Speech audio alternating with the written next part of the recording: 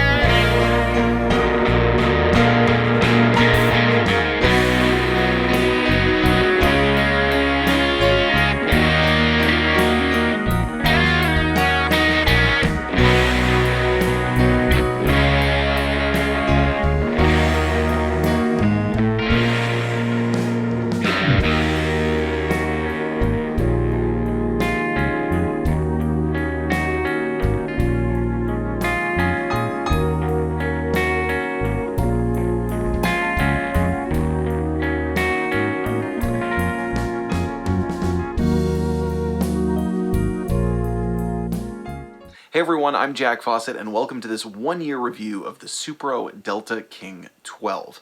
This is a great little amp that really punches above its weight. It's a phrase that I've really been enjoying lately. And it's just awesome. It's really cool. It's very versatile, but over the past year I've kind of locked in a little bit more what it's good for, maybe what it's not as good for, and whether or not this is something that should be on your radar to buy. So after having used it for a year in a number of situations, which does include gigging, practicing, playing at home, doing some light recording, here are my thoughts on this amplifier. The first thing to say is it is very, very versatile. I mentioned that in the first review. I've done other videos talking about that there are a lot of ways you can dial this in between having a very usable EQ and also having the three different modes, the kind of basic mode, and then with the boost, and then with the drive, or any combination of those. There are a lot of different sounds that this amp is capable of. That being said, what I discovered kind of using it out a little bit in real life situations was that some of that versatility was limited depending on what you're doing. So whereas you got all these kind of different modes and things that you can do, and there's foot switchable and this and that and this, what I really found is when you take it out to play with a band, whether you're playing in rehearsal, just jamming with friends, or whether you're playing live on stage, is that kind of locks down what it's able to do and what it's capable of doing in a good context. So for instance, like, it has a beautiful clean tone, really lovely clean tone, great for recording, great for just giving you a natural sound of your guitar, has a really sweet sort of singing mid-range to it with a nice clarity. When I took it out to the first performance that I played it with, I found that that clean tone wasn't quite robust enough playing with a band. Still great for home use, still great even for recording, but kind of in that live context when you need a little bit more, that clean tone wasn't quite giving me enough. It still gets a great clean tone though if you put the boost on and then turn the drive back. Now the drive is the volume knob. There's a volume knob and a master volume knob. So if I talk about the drive, that's what I'm referring to. Likewise, the drive switch is really cool and there's a lot of great tones you can get out of it. The one thing about the drive switch is it's really gainy. It's got a lot of gain, particularly compared to the other two settings, either the clean or the boosted setting. And so that one sometimes doesn't integrate in an on-the-fly setting. This is not a detriment to the amp. I do want to mention that because this is really not an expensive amp. It's very light. It's easy to kind of bring around. But what I'm essentially trying to communicate here is that for all the really cool versatile tones that this is capable of, when you get it out, you're going to want to sort of zero in on one tone, one or two tones that you really like, and focus on those and save the other ones just sort of for studio use. The drive Again, is very gainy, but it's also got kind of a sweetness to it, and it has a lot of saturation even if you pull the volume knob back.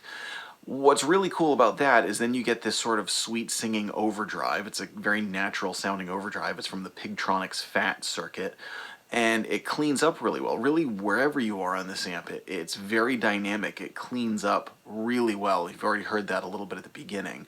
But if you're playing, whether with your pick attack or with your volume knob on your guitar, it's got a really, just great. You could just kind of plug in and go with this amplifier and get some really, really awesome tones without needing hardly anything else. As far as the speaker goes, I've talked about this in other videos. I have not changed the speaker in this amp. I'm kind of curious to. The speaker that comes in it is a really solid, good speaker. It's not one where you go like, oh yeah, great amp, but you gotta change the speaker. It's not like that. It's got a well-voiced speaker for what it is.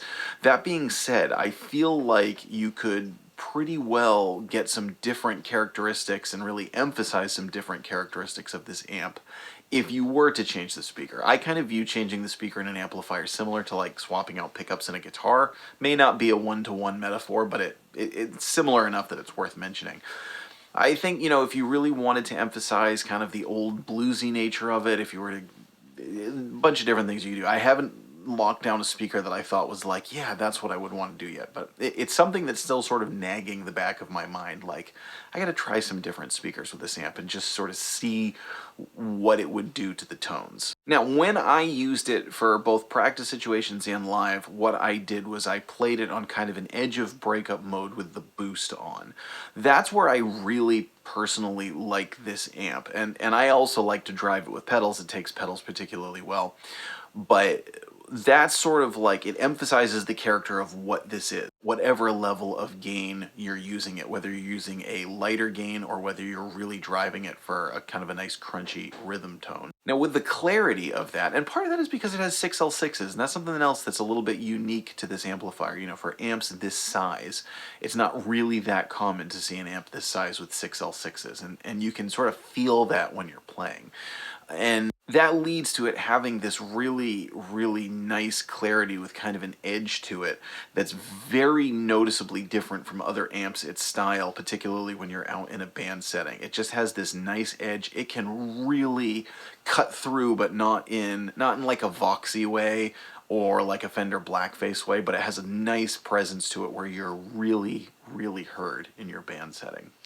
So what I want to do now is just play through a couple of the tones that I have used that I've found particularly inspiring from this amp. We're going to do some clean tones with the boost and also with the drive, similar to what you heard at the beginning with the Telecaster, just kind of using the drive, using the volume knob. For this demo, I am using the new D'Angelico XL-SS Tour model, and I've got my Fender Telecaster, just kind of show you what some of the great tones are that this is capable of, and sort of a, hey, if you're going to take this out, maybe try this tone and just roll with it. And, you can certainly get into foot switching, and there's some cool ways you can get into foot switching the features of it and have them in usable ways. But with the difference in volume and dynamics that you get from them, and with them sharing controls, there's probably a way you could do all three. I haven't quite found it yet, but again, I think if you're using this for a gigging context, what I would say is, use it at home, take everything out of it, dial it in crazy different ways, get all kinds of tones. If you're using it out, find one or two tones that you really, really like and kind of stick to that. So let's dive back in with some more tone. Please let us know what you think. I'm Jack Fossett. Please remember to like, share, and subscribe, and I hope you enjoy the rest of the video.